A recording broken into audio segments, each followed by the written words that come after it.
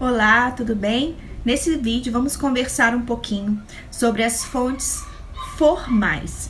Lembrando que, como dito anteriormente, a doutrina classifica as fontes do direito do trabalho em fontes formais e fontes materiais.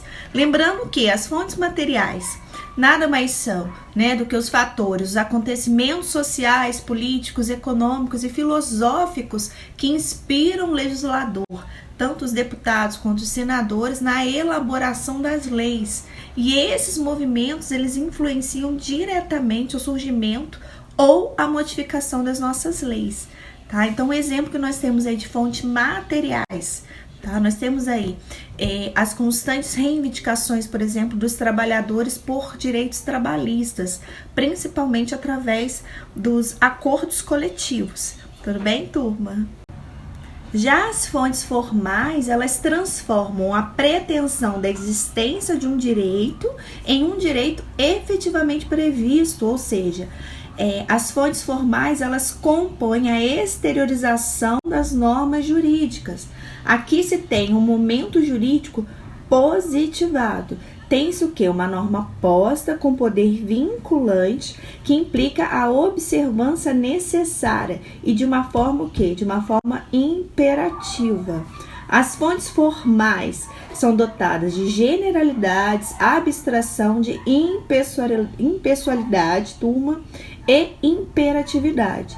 E estão divididas, a doutrina classifica essas fontes formais em fontes autônomas e fontes heterônomas. Como dito, as fontes do direito do trabalho formais, elas podem ser divididas em dois grandes grupos, sendo primeiros as heterônomas, que nada mais são do que aquelas que produzem normas sem a participação direta dos sujeitos que elas deverão se submeter.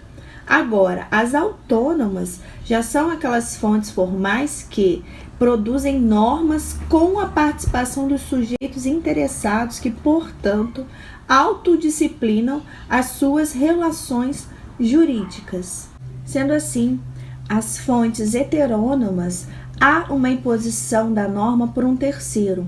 E esse terceiro geralmente é quem? É o Estado, que impõe a norma justamente para reger essa relação entre as partes, essa relação entre o capital e a mão de obra do empregado.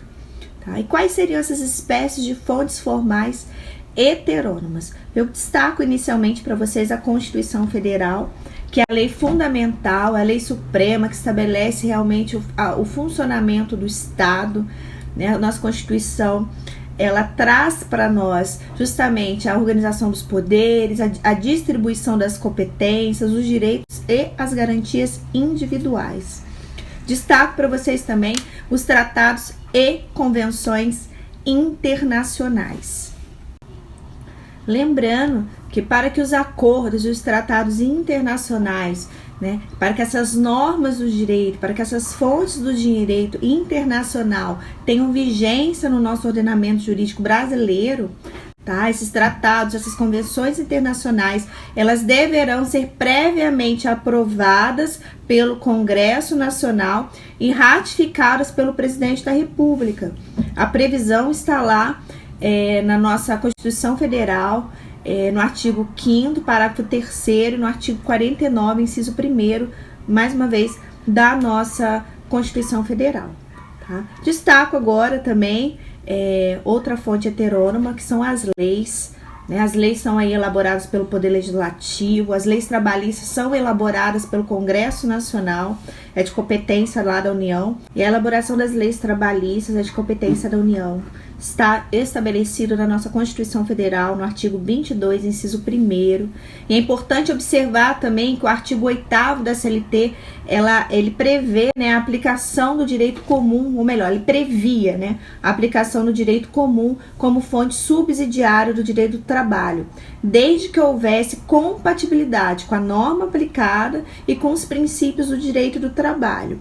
Ocorre que não existindo essa compatibilidade, tá, não poderia ali o direito do trabalho lançar mão do direito comum.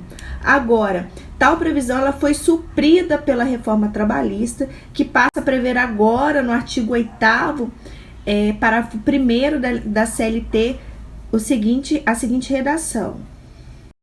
Então, estabelece lá no artigo 8º, parágrafo 1º da CLT, que o direito comum será fonte subsidiária do direito do trabalho.